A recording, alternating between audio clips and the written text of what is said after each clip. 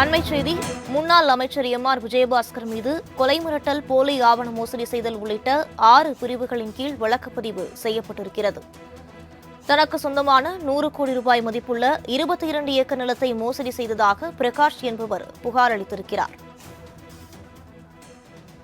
பிரகாஷ் அளித்த புகாரில் கரூர் மாவட்டம் வாங்கல் காவல் நிலைய காவல்துறையினர் நடவடிக்கை மேற்கொண்டுள்ளனர். அண்மைச் செய்தியாக பார்த்து வருகிறோம். முன்னாள் அமைச்சர் எம்.ஆர். விஜயபாஸ்கர் மீது கொலை மிரட்டல், போலி ஆவண மோசடி செய்தல் உள்ளிட்ட 6 பிரிவுகளின் கீழ் வழக்குப்பதிவு செய்யப்பட்டிருக்கிறது. தனக்கு சொந்தமான 100 கோடி ரூபாய் மதிப்புள்ள 22 ஏக்கர் நிலத்தை மோசடி செய்ததாக பிரகாஷ் என்பவர் புகார் அளித்திருக்கிறார். பிரகாஷ் அளித்த புகாரில் கரூர் மாவட்டம் வாங்கல் காவல் நிலைய காவல்துறையினர் நடவடிக்கை மேற்கொண்டுள்ளனர்.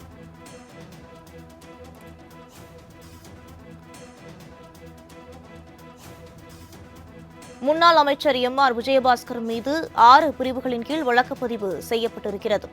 இது தொடர்பான கூடுதல் விவரங்களை வழங்குவதற்காக செய்தியாளர் அஜித்குமார் இணைப்பில் இருக்கிறார். வணக்கம் அஜித்குமார், விவரங்களை பதிவு பண்ணலாம்.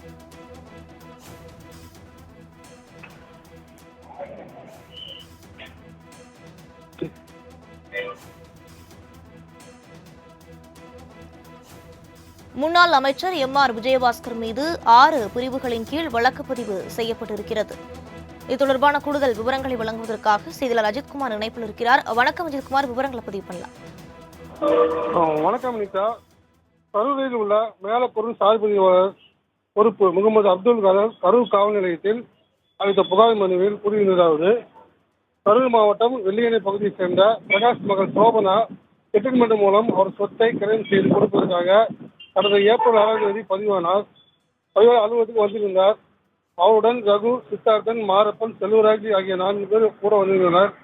மேற்படி சொத்து வெள்ளியணை சார்பதிவாளர் எல்லைக்கு உட்பட்டது என்பதாலும் சொத்தின் அசல் ஆவணம் சமர்ப்பிக்கப்படாததாலும் சட்டப்படி அந்த ஆவணப்பதிவு நிறுவி வைக்கப்பட்டது.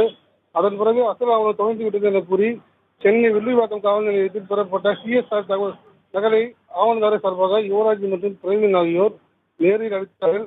வெள்ளியணை சார்பதிவாளர் அலுவலகத்தில் கடந்த மே 10ஆம் தேதி மேற்படி சொத்து சட்டப்படி கிரைம் செய்யப்பட்டது. மறுநாள் சோபனையின் தந்தை பிரகாஷ் போலி சான்றிதழ் கொடுத்து மோசடியாக 100 கோடி மதிப்புள்ள இடத்தை பத்திரப்பதிவு செய்யப்பட்டதாக புகார் அளித்தார்.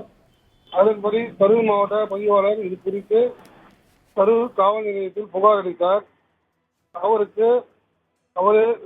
பத்திரப்பதிவு கொடுக்கப்பட்ட சான்றிதழ் போலியானது, உண்மை தன்மையற்றது, அதையே கூட்டு சதி செய்து சொத்தை அபகரித்து பதிவு செய்வதாக புகார் தெரிவித்திருந்தார். இது குறித்து காவல் நிலையத்தில் புகார் அளிக்க உட்பட்ட போது யுவராஜ், பிரவீன் ஆகியோர் கொலை மிரட்டல் தனக்கு விடுத்ததாகவும் தனக்கு உயிருக்கு பாதுகாப்பு வேண்டும் என கூறியிருந்தார். இதையடுத்து கரூர் நகர காவல் நிலையத்தில் யுவராஜ், பிரவீன், ரகு, சித்தார்த்தன், மாரப்பன், செல்வராஜ், சோபனா ஆகிய 7 பேர் மீது 8 பிரிவுகளின் கீழ் கடந்த 9ஆம் தேதி வழக்கு பதிவு செய்யப்பட்டது. இந்த நிலையில் பிரகாஷ் கரூர் நகர காவல் நிலையத்தில் அளித்திருந்த புகாரின் அடிப்படையில் மனுதாரர் வாங்கல் காவல் நிலையத்திற்கு உட்பட்ட நபர் என்பதால் பிரகாஷ் அளித்த புகாரின் அடிப்படையில் கொலை மிரட்டல், மோசடி செய்தல் உள்ளிட்ட 147, 294 பி, 23, 324, 365, 506, 2 உள்ளிட்ட 6 சட்டப்பிரிவுகளின் கீழ் வழக்கு பதிவு செய்யப்பட்டுள்ளது. விரிவான விவரங்களுக்கு நன்றி அஜித்குமார்.